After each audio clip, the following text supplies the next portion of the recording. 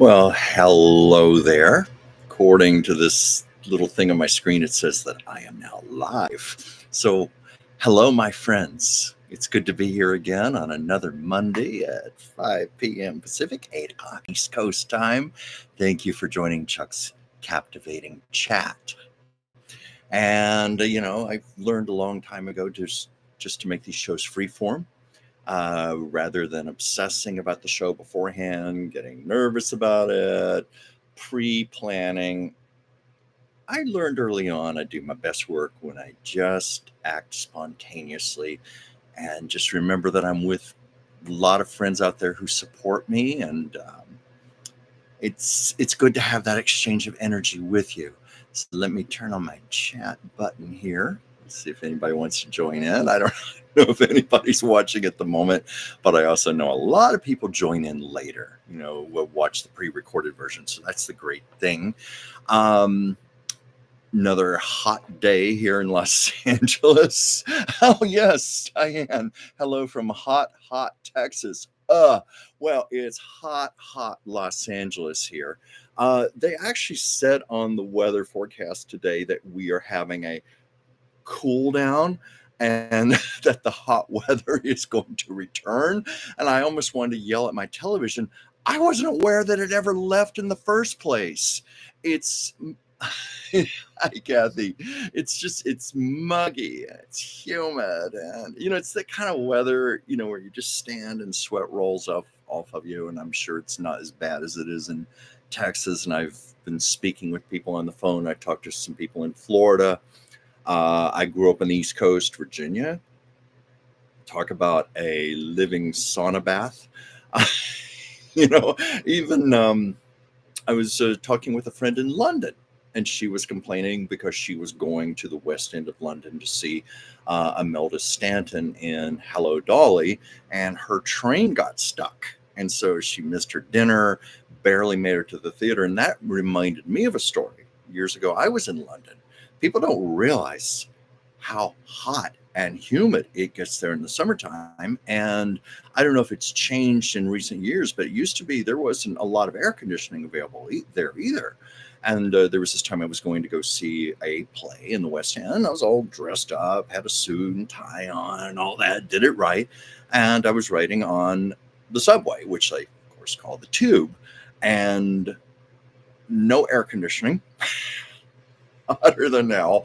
And it was the middle of rush hour traffic. And for whatever reason, our train underground just stopped and sat there. And it is just packed full of people.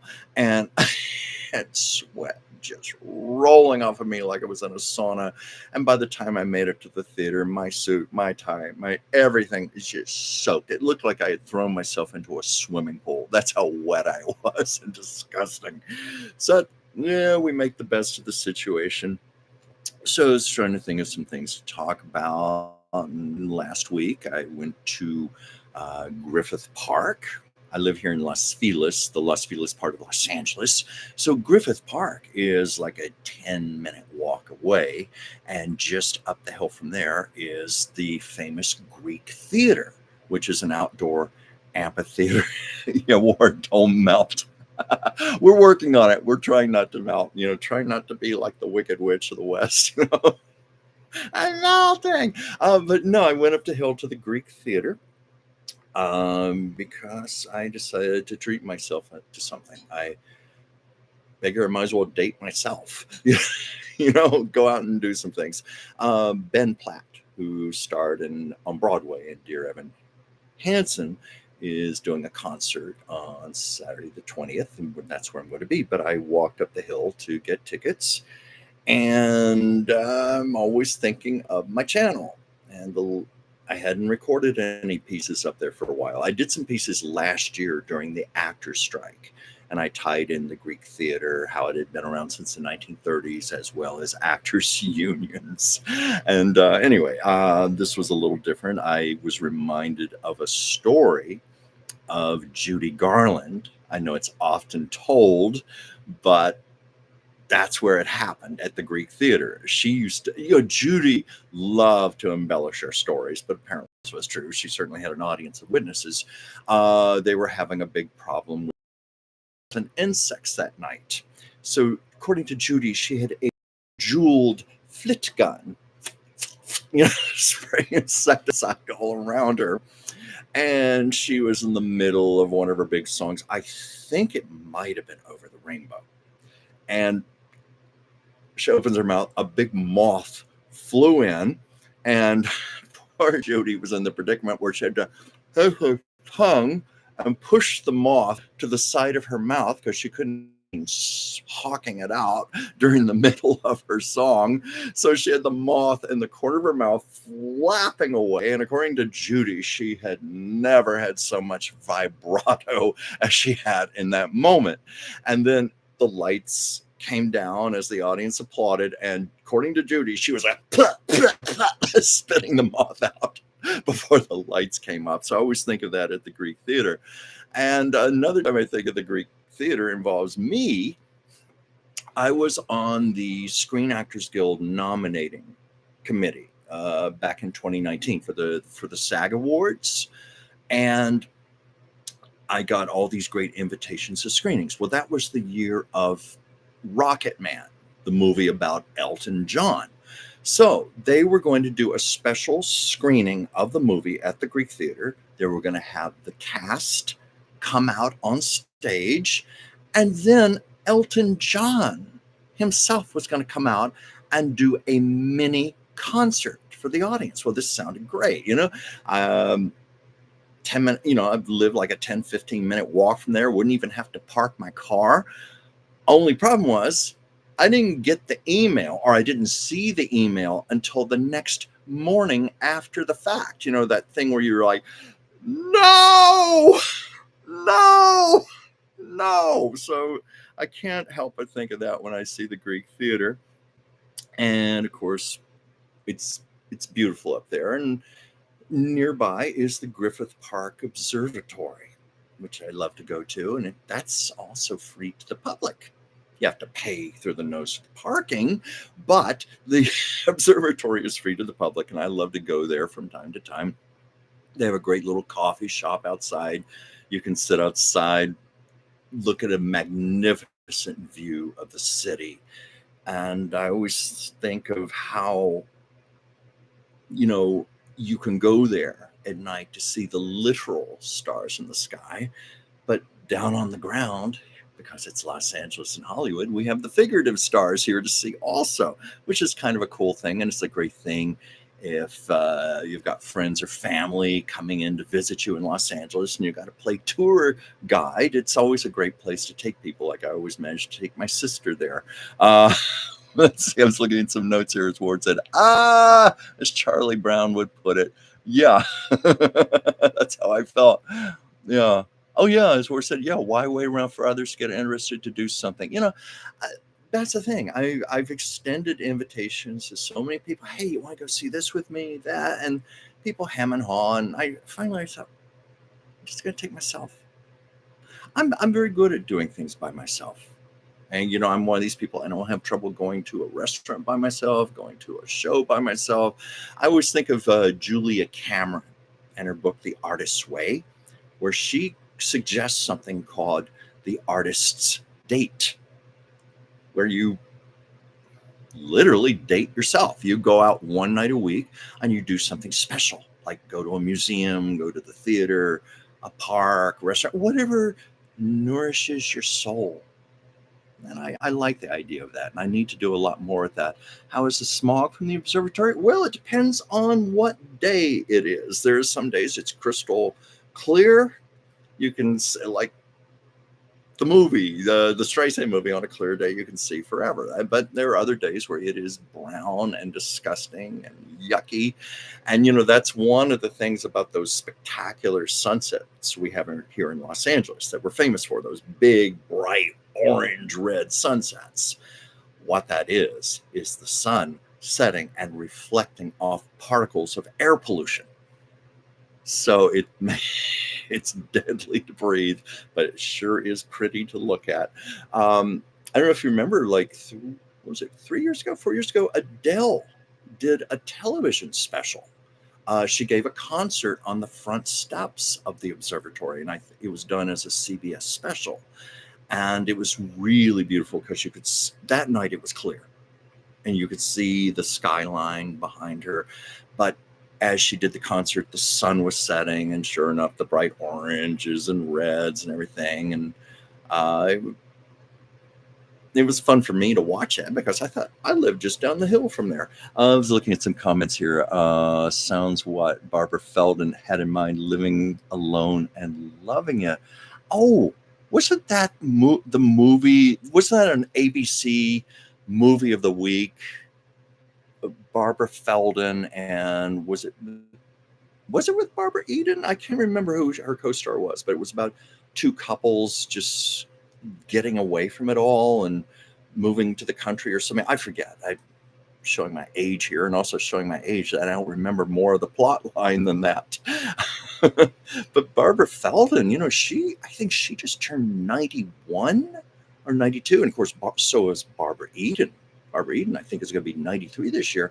And you probably have seen the video of me. I've done more than one video where I hold up my genie bottle, my reproduction genie bottle, but in a roundabout kind of sort of way is authentic because Barbara Eden held it in her hands and autographed it to me and sort of made it a real genie bottle. So I was right face to face with her, and she was 91 years old, and she still looked incredible.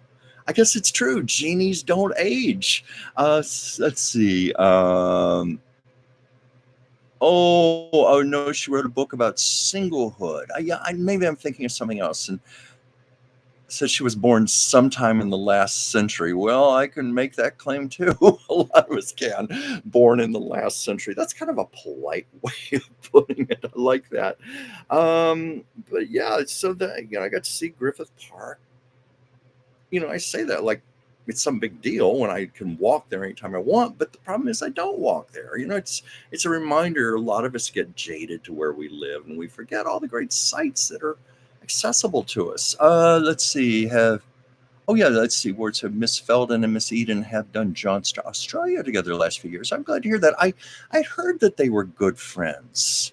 Yeah, and Diane saying, I loved I Dream of Jeannie. Yeah, I do too. I always thought I Dream of Jeannie was a ripoff on Bewitched, but so what? It was fun. Both shows were fun. Both shows complemented each other. And, here it is. I think both shows are coming up close to their 60th anniversaries. No, wait, Bewitched does celebrate its 60th anniversary this year because it premiered in 1964. Jeannie came around 1 year later, but quite a testament. A show is still playing and still capturing imagination. Maybe some of you have seen the video where I showed a piece of artwork I had where I had Endora and the Wicked Witch of the West doing a face-off with each other. Endora versus the Wicked Witch. And I even said, well, I think we all know who would have won that confrontation because an altercation with Endora never ends well. Let's see. No, I haven't been to Centennial Park. I've only briefly been in Nashville. Mostly, I've driven through it, and going across country, but I've never really spent time there. I'm sorry to say that I haven't, because that's a loss. Probably something everybody should do at least once. It's like going to Graceland in Memphis. I've never done that either, even though I've been through Memphis. So let's see. What else was I going to talk about here? This is a very loose, free-form show today, but I did it was actually I'm going to confess, it was a rerun video I put up a few days ago by Clark Gable and Carol Lombard. Reason I've been rerunning a lot of pieces, those were things I did like October, November of last year when I had maybe 130 viewers. Maybe I've worked my way up to 200. Now I have 1,600. So I thought it's worth putting these out again to let people see them again. And also it gives me a chance to recharge my own batteries because it's a lot of work doing these videos. It's not that I don't love doing them, but it's a lot of planning and shooting, and sometimes they require editing. And because I have pushed myself so hard with this channel, I find I need a little break now and then, to just refill the well and not get burned out. So that's the great thing about being able to dip into the archives. So anyway, I reran a piece about Gable and Lombard, and I just put up a piece today. And what's this here? Billy Hayes played Hansel and Gretel, which on Bewitched. Yes, that's right. Oh my God, the marvelous Billy Hayes witchy poo. There was I'm sure you know this about the Paul Lynde Halloween special. He put witchy poo and the Wicked Witch together, meaning he got Billy Hayes and Margaret Hamilton to be on the show and play their iconic witch characters. Now that's bravado. But anyway, I was talking about Clark Gable and Carol Lombard, and I've always been more so a Lombard fan. Lombard, she was one of the first of the old-time movie stars that I got into when I was a teenager.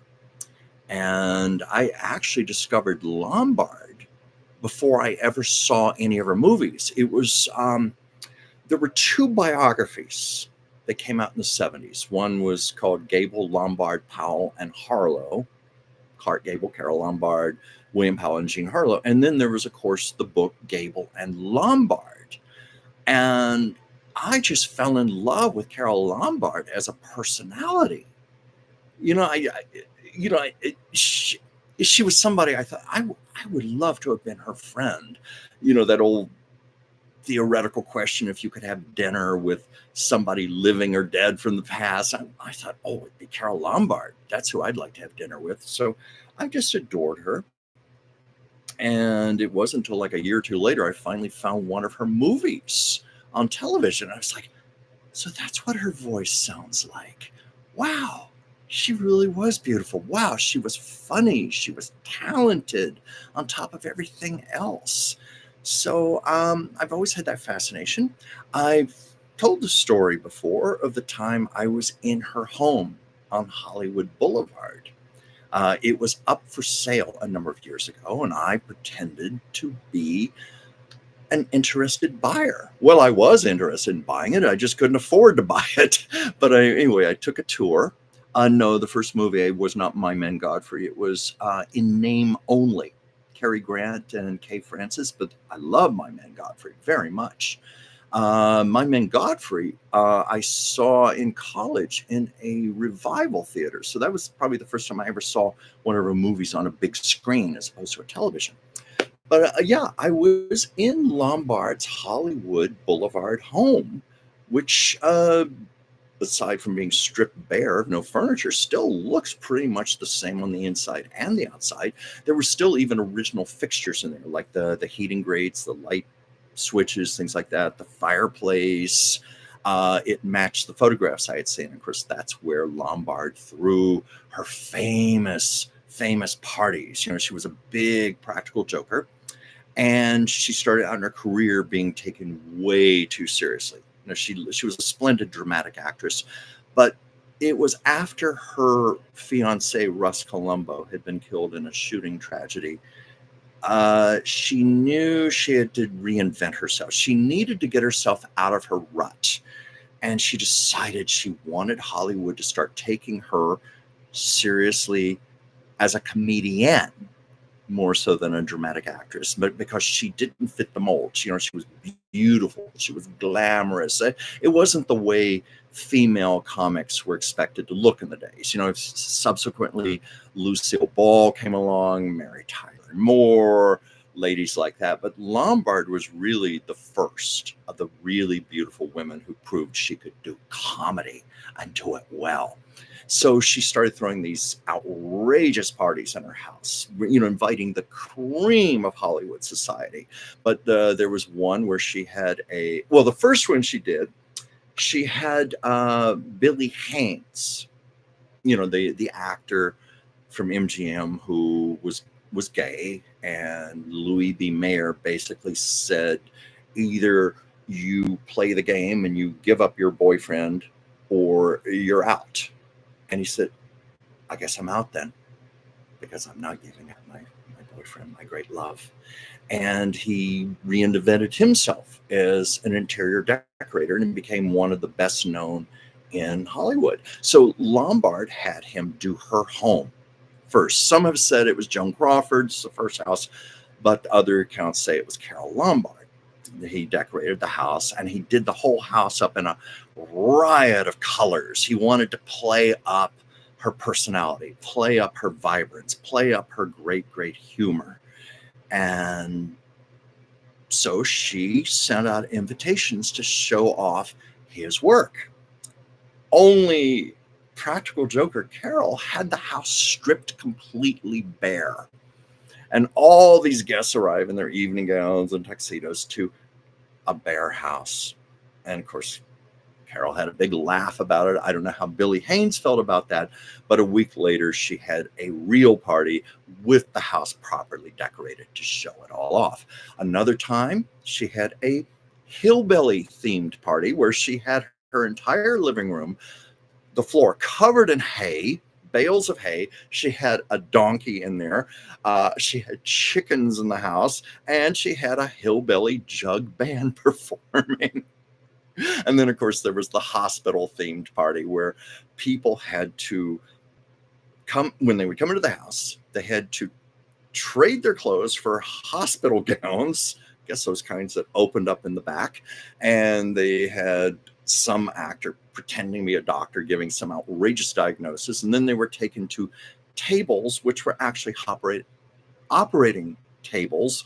And there were bedpans and operating utensils and things. And that was Carol's humor. Oh, yes. How can I forget?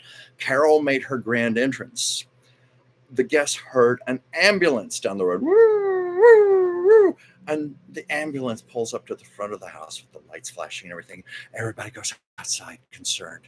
And there's Carol on a stretcher, out cold. And they carry the stretcher into the house. And then Carol pops up and goes, "Surprise, everyone!" Now, some people claim they were not too amused by that, but that was Carole Lombard. That was her great humor. And let me see, it's hard for me to read comments and talk. So let me see. What you said, you think Lucy got inspired to go from being the queen of the bees to being a comedian due to her power? Lombard? Most definitely yes. Emphatically yes. Lucille Ball was on the Dinah Shore show in the mid-70s. And I remember Dinah Shore. Oh, she had Carol Burnett and Lucille. And Dinah Shore was, now, Lucy, tell me, who was your greatest comic influence? And Lucy said, Carole Lombard. I mean, she just blurted it out. Carole Lombard was my greatest comedic influence. And they were very close friends in real life. And Lombard took Lucy under her wing, taught her things about makeup, how to dress, and I like to think taught her some things about comedy because it's undeniable the similarities between them. You know, I know Buster Keaton was also a big influence on Lucille Ball, but definitely you see the Lombard influence. You know, when you see Lucy looking very ladylike and glamorous and beautiful and taking a pie in the face or falling in the mud or getting honey dumped on her head or whatever, sprayed in the face with seltzer, that was definitely the Lombard influence. And of course, there's a very famous story where Lucy claims that Carole Lombard was the whole reason she did I Love Lucy in the first place. Lucy was she was preparing to make a big sacrifice to do I Love Lucy, because that was back in the days if you were a movie star and you crossed over to television, the likelihood is you were not going to go back to movies again because there was sort of a taint about television. It was like beneath you, movies were much more prestigious. And Lucy wanted to do I Love Lucy mainly to save her marriage with Desi, because Desi was on the road all the time with his orchestra. She was at the studios making films, and they just had no time to be together. Their marriage was disintegrating, and they desperately wanted to have children. And as Lucy said, you can't have children over the telephone. You just can't. It doesn't work. So they wanted to find something where they could work together. But Lucy was frightened just the same because she knew she was taking a major gamble. And according to Lucy, and she loved to tell this story, Carole Lombard came to her in a dream that night. And she said Carol was wearing a mink coat and she had a long cigarette holder and she was just looking very chic and glamorous. And Carol said, Lucy, give it a chance. Give it a whirl. It's going to be fabulous. Do it. Do it. Take a chance. Give it a whirl. And Lucy woke up from that dream and she said, I knew if Carol said it, it had to be so. And that's when Lucy decided to go forth with I Love Lucy. And she even said she told that story to Clark Gable years later. And she said Gable just went, he couldn't talk and his face went white and he had to excuse himself and walk away. He was still in tremendous grief over Carol all those years later. But that was, yes, to answer your question, Lombard was very much an influence on Lucille Ball and her comedy. And yes, Lord, I did get to be in her house. And I even got to see the master bedroom. She had a beautiful fireplace in there, and I've got a photograph of myself.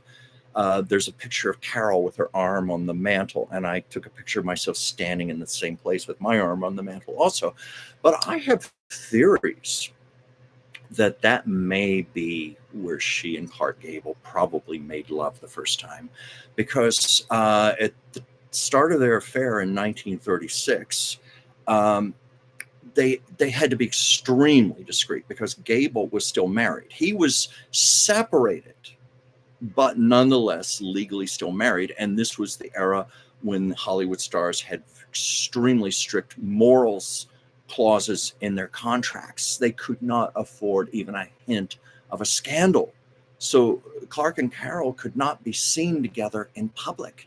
At the time, he was living at the Beverly Wilshire Hotel, and Carol certainly could not go there. So I'm certain he probably went over to Carol's house, and that master bedroom probably was the first spot, and, which I think is just lovely. And I'll tell you something else I did, because the house had all the original bathtubs and sinks and things. No, I didn't get undressed or anything, but yes, I did get in the bathtub where Carol used to lay and take a bath. I just had to do that. So yeah, that was fun. That's me. My fascination with the old stars, and coming from a little town in Virginia and reading books like this as a teenager in high school, and then living out here where I get to actually go to these places. I'll say it again, I'm a kid in a candy store, and I don't want to ever become jaded to things like that. No, it was not a clawfoot tub. It was more of a conventional built-in bathtub. It was more the modern, when I say modern, kind of Art Deco-ish, but not claw tub. No, by the 30s, that time, the more modern homes had those type of tubs. But yes, and the faucets, the little faucet handles were still the originals, and I kept thinking, oh, Clark Gable's probably turning these and Carol's up. Anyway, enough of that. I guess this segues into what I was going to talk about today, because I was going to talk about Gable and Lombard and the video I showed, because, I started the story off. Well, actually, it was the one I posted today, and I don't know if you can see this very well. I apologize for the reflection of the light, but as you can see, this is signed. This piece of paper is signed by Clark Gable and Carol Lombard. It's also signed by Luella Parsons and her husband, Dr. Martin. And the story was that I bought this from a very reputable dealer many, many years ago. I know it's authentic. I've even had it forensically checked. It is the real deal. The story was that the four of them were having dinner together at the Brown Derby. And I don't know if you saw the name Catalina. Can you see that? Catalina was their waitress. So they passed the piece of paper around. They all signed it. And now, some 85 or whatever years later, it now hangs in my hallway. And I love it.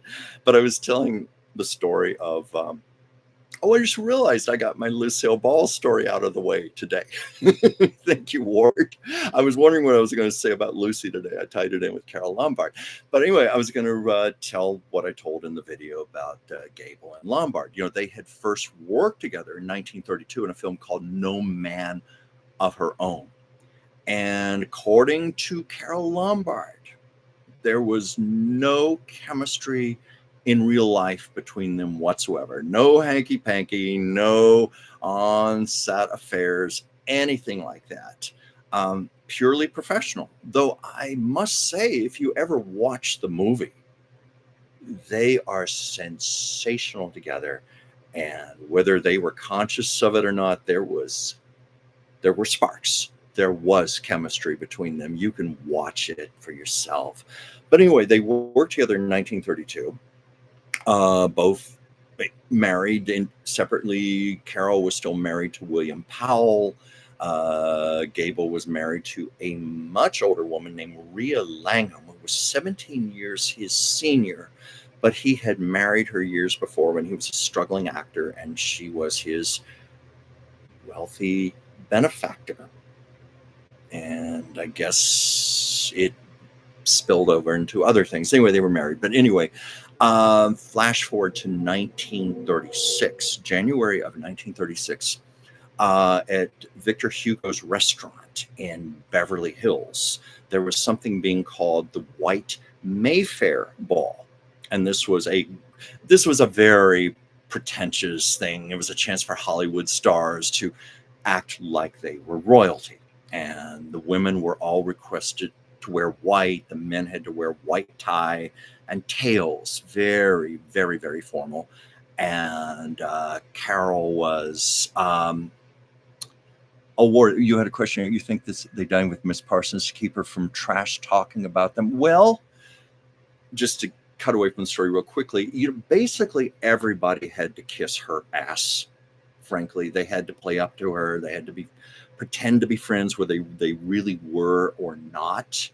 I've heard accounts where Lombard and Luella Parsons did get along quite well and they liked each other, but I'm sure there were elements of that.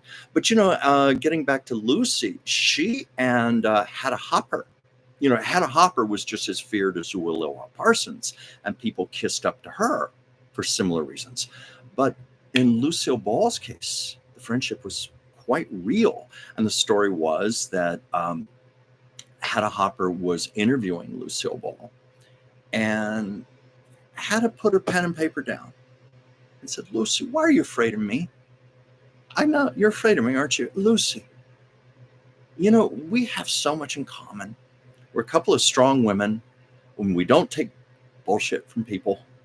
And I'd like to be your friend. And I wish you'd be my friend. And, oh, hi, Pam. Thank you for joining." So that's where it all originated. And Luella Parsons actually became a strong ally for Lucy when she really needed it, because did I say Luella Parsons? I meant to say Hedda Hopper. Hedda Hopper had tremendous power. Whenever Desi would be arrested for disorderly conduct or drunk driving, anything like that, Hedda would use her influence with the Beverly Hills Police Department to keep all of the stories out of the press. And that wasn't so much for Desi. She did that for Lucy because she didn't want Lucy's heart being broken unnecessarily. So anyway, get back to what was I saying about Clark and Carol. It was the White Mayfair Ball, very, very formal. And Carol was the hostess. She was like the honorary hostess. And she was being escorted that night by Cesar Romero, the actor who was in Hollywood circles, privately was openly gay. And a lot of Hollywood women loved him as an escort. Joan Crawford often had Cesar Romero escort her. In this case, it was Carol Lombard, because they felt safe with him. He was just a good friend, and he came in nice when they needed an attractive man to be basically arm candy and be their escort. So anyway, she was with Cesar Romero. Gable was there that night. And I should mention that Norma Shearer violated the dress code and showed up in a bright red dress because she knew that was going to make her stand apart from everyone else. And Carol was livid. And if you know anything about Carol Lombard, they called her the profane angel. Looked like an angel. She swore like a longshoreman sailor. She had a foul mouth. And she saw Norma Shearer and said, "That bitch." Loud, and she was ready to go over and have it out with her. And it was Gable who came over and grabbed her arm and kind of said, "No, like, cool down a little bit, and then he said something. When they made No Man of Their Own, their nicknames for each other were Ma and Pa. And he said, "I go for you, Ma."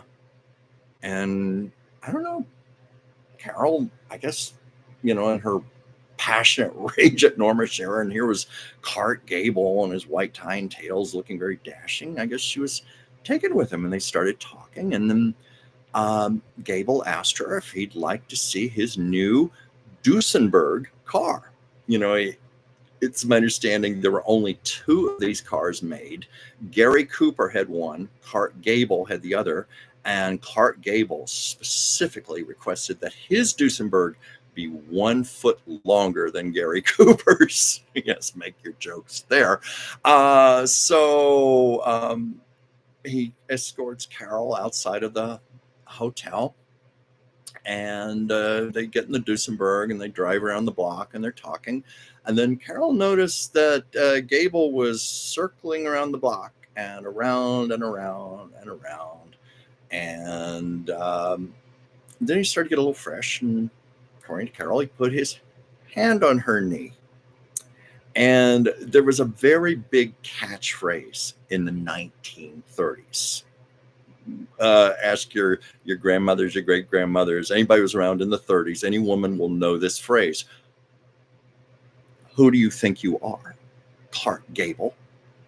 So Carol took his hand off her knee and said, "Who do you think you are? Clark Gable?" And supposedly Gable was very miffed, hit the accelerator and around the car and went back to the hotel. And that's where it ended. But Carol decided she'd been a little too hard on him. So she bribed a bellhop at the Beverly Wilshire Hotel where he was staying. She bought a couple of lovebirds in a cage, and she bribed the bellhop to go into his room while he was sleeping and open the door of the cage and turn the birds loose. And tied to the leg of one of the birds was a little note. "How about it? Signed, Carol." And so Clark, he thought that was very funny. Of course, he was cursing as there was bird crap everywhere, and he was trying to catch the birds and get them back into the cage.